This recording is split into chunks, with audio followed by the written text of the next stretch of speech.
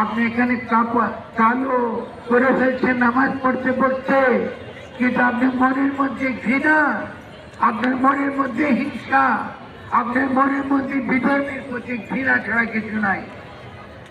এটা আল্লাহ বরদাস্ত করবে না, আমাদের নবী বরদাস্ত করবে না।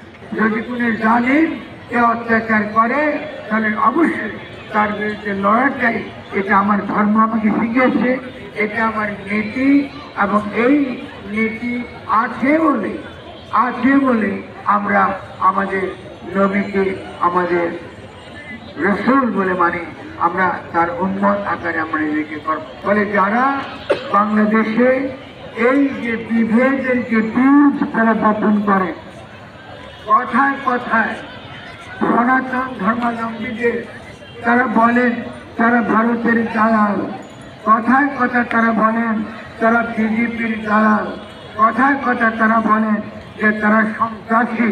এগুলো খুবই অন্যায় কথা।